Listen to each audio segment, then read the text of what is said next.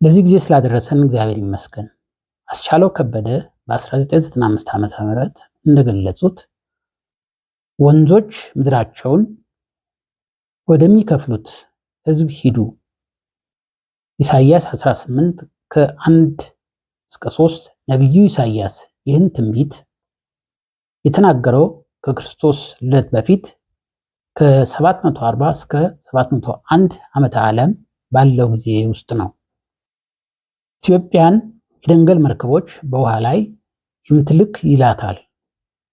የደንገል መርከቦች ማለት ጥንታውያን ኢትዮጵያውያን ከደንገል ወይም ፓፒረስ ተሰርተው በጥንት ኢትዮጵያውያን ዘመን በአባይ ወንዝ ላይ የሚቀዝፏቸው መርከቦች ሲሆኑ ወሎ በሚገኘው ሐይቅ እስጢፋኖስ እና በዝዋይ ሐይቆች ላይ ለአገልግሎት ይውላሉ። የጥንት ግብፃውያን የግድግዳ ላይ ስዕሎች እና ጽሑፎች መረዳት የሚቻለው የደንገል መርከቦች በጣና ሐይቅ ካሉት ታንኳዎች ጋር አንድ አይነት ከመሆናቸውም በላይ ግብፃውያኑ ለመጓጓዣነት ይጠቀሙባቸው ነበር።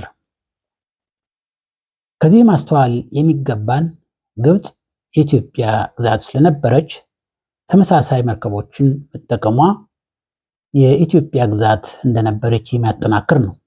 እንዲሁም አስቻለው ከበደ በ1995 ዓ.ም እንዳብራሩት በአሁኑ ጊዜ የደንገል መርከቦች በአሰራራቸው በጣና ሐይቅ ካሉት ጋር የሚመሳሰሉ ታንኳዎች በቻድ በሜዲትራኒያን ዳርቻ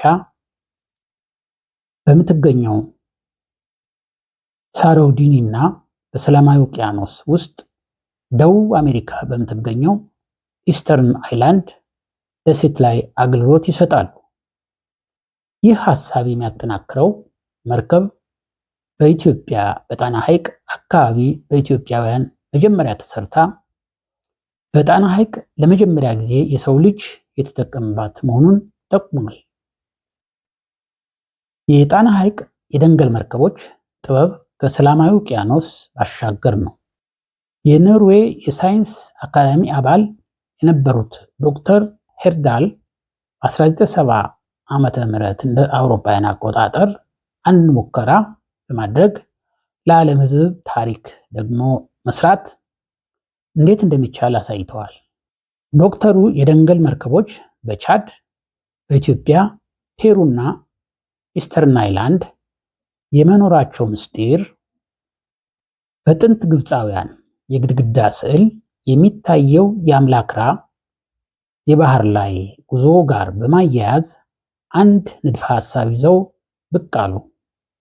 ይኸውም በኢስተርን አይላንድ እና በሌሎች ሰላማዊ ውቅያኖስ ውስጥ ባሉ በመቶ የሚቆጠሩ የፖሊሲያን ደሴቶች ራ የሚለው ቃል ፀሐይ ማለት ሲሆን በጥንት ግብፃውያን ዘንድም አምላክ ራ የፀሐይ አምላክ በመሆን ይታወቃል። ፖሊሲያን እስከ ዛሬ ድረስ የሚታወቁበት ምስጢራዊ የሆነ የባህር ላይ ጉዞ ጥበብ አላቸው። ከዚህ የምንማረው የጥንት ወላጆቻችን ጥበብ መጠበቅና አሁን ያለው ትውልድ የቅድመ አያቶቹን ጥበብ አክብሮ ማስቀጠል ተገቢ መሆኑን ነው። መምህርና ደራሲ ነጋ ገረመው ታምራት ለዛሬ አበቃን። መልካም ሳምንት።